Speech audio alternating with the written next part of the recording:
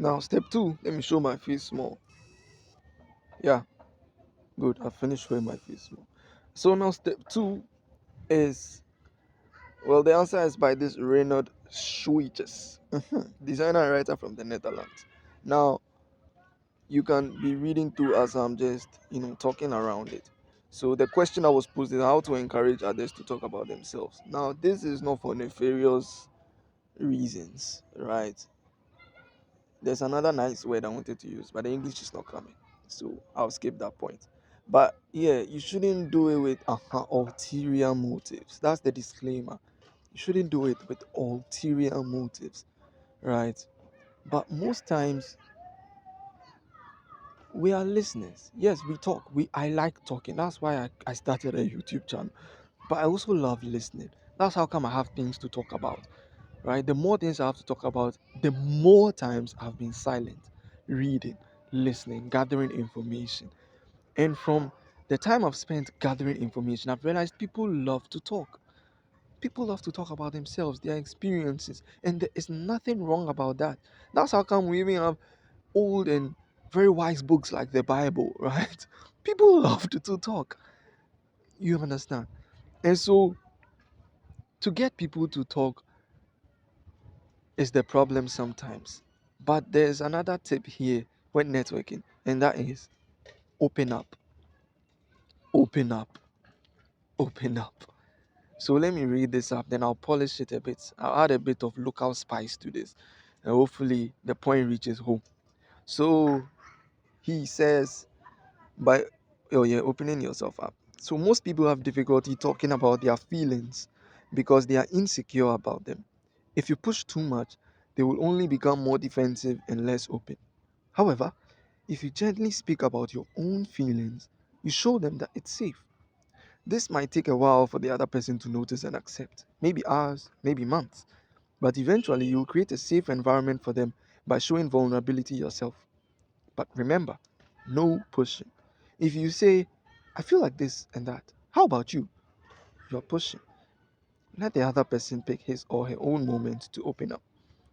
A way to keep the conversation going without asking them to tell something about themselves is to ask for advice. I feel like this and that. What should I do? So I'll talk about that in the next video. How to ask for advice from people. It's dicey.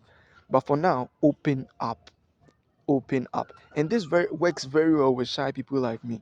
I remember the first person I opened up to and confided in about some really embarrassing problems I was facing as a young man was a guy who also opened up to me, though an adult, like a grown man, right? And the only reason I felt that comfortable to tell him something, I hadn't even told my parents. I hadn't even looked at my reflection and said it to him. The only reason I spoke to him was because he was real. He told me his story growing up, his embarrassing moments, and right things that even I felt like were like this is really embarrassing. Oh my god, how did you fare? How did you do this? How did you do that? And it becomes an exchange. The person listening feels like, oh man, I have to return the favor, right? I have to also share something with this guy. And that's how it works. That's how it works. To get, you have to give. It's a very basic principle. So to get to hear someone's intimate side, you have to give off an intimate version. And you can't fake intimacy. You can't fake yourself. That's why you have to be yourself. So if I want to know more about you in a more personal, at a more personal level, I have to divulge more details about myself in that same context. So let's say I want to get to know your history, your experiences, how it was like growing up for you, etc., etc. I have to come out first, right? And be like, oh Charlie, I'd like to know more about you, but I don't know how to go about it. Oh, but I recently learned something that in order to get to know more about a person, you also have to, share a little bit more about yourself. So I don't know if you have some few minutes. Let me talk about myself small. Maybe after that, if you feel comfortable, you can tell me something about your upbringing, your experiences. I'd love to hear. And the person gives you the go ahead, which is very likely. Then you can go on, and don't give him the details. My name is. I am.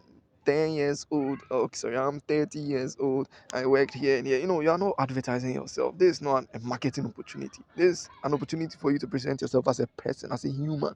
So you have to start with the flaws. Tell him, yo, Charlie, I had this habit growing up. Maybe this bad habit that I had to work on, and I'll say it was the highlight of my youth. And in working on that habit, in working on killing that bad habit, I got to learn so many other good things. Blah blah blah. You may even want to divulge exactly what that habit is, the steps you took, a few embarrassing stories. The kind of upbringing you grew up in, things you are not proud of about yourself. This is not the time to look good in front of the person. If anything, this is the time to look bad in front of the person.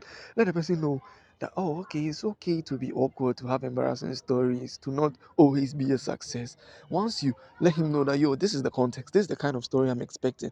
In a sense, you have given him guidelines and sort of introduction. So he knows, oh, this is what you need to hear. Oh, okay, I've got you. So when it's his turn, he's like, oh, that was funny. He may have some comments to make, a bit of advice to give on some of the challenges that you've brought out. And even if it ends there, it's a success. It's really a success. So this is one very important thing to look out for. Open up. Open up.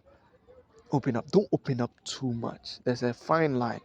Don't go too deep too quick, but still go deep. Open up.